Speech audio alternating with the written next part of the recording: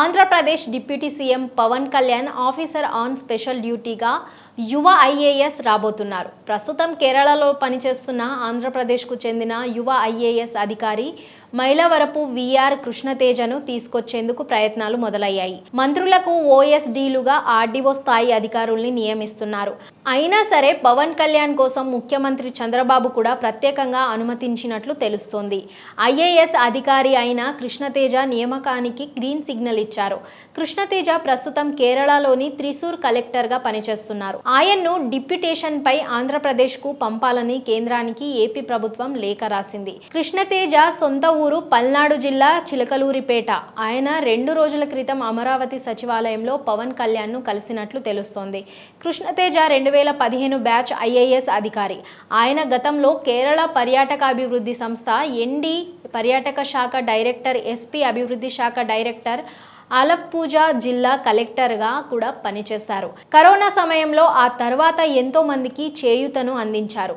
Corona కారణంతో తల్లిదండ్రులను కోల్పోయిన 609 మందికి విద్యార్థులను గుర్తించి వారందరికీ దాతల సహకారంతో ఉన్నత చదువుకు సాయం అందించారు.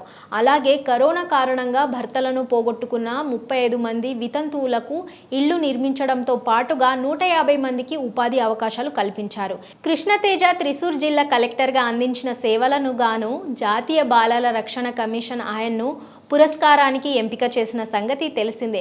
బాలల హక్కుల రక్షణలో త్రిశూర్ జిల్లాను ఆయన దేశంలోనే అగ్రగామిగా నిలిపారు. కృష్ణతేజ ఐఏఎస్గా బాధ్యతలు స్వీకరించిన రోజు నుంచి ఆయన అద్భుతమైన పనితీరుతో ప్రశంసలు అందుకున్నారు.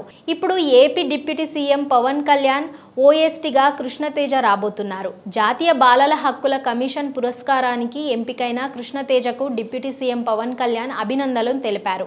ఆంధ్రప్రదేశ్కు చెందిన కృష్ణతేజ కేరళ రాష్ట్రంలో బాధ్యతలు నిర్వహిస్తూ ప్రజా సంక్షేమం, పేదల అభ్యున్నతికి కృషి చేస్తున్నారని ప్రశంసించారు. ప్రస్తుతం త్రిశూర్ జిల్లా కలెక్టర్గా బాధ్యతల్లో ఉన్న ఆయన ఆ జిల్లాలో బాలల హక్కుల పరిరక్షణకు ఉత్తమ విధానాలు అనుసరించారన్నారు. కరోనా కష్టకాలంలో కేరళ వరదలు విపత్తు సమయంలో కృష్ణతేజ విధి నిర్వహణలో చూపిన అంకిత భావాన్ని ఆ రాష్ట్ర ప్రజలు మర్చిపోలేదన్నారు. ఆయన మరింతగా సేవలు అందిస్తూ ఉద్యోగులకు, యువతకు స్ఫూర్తినివ్వాలని ఆంక్షిస్తున్నారన్నారు.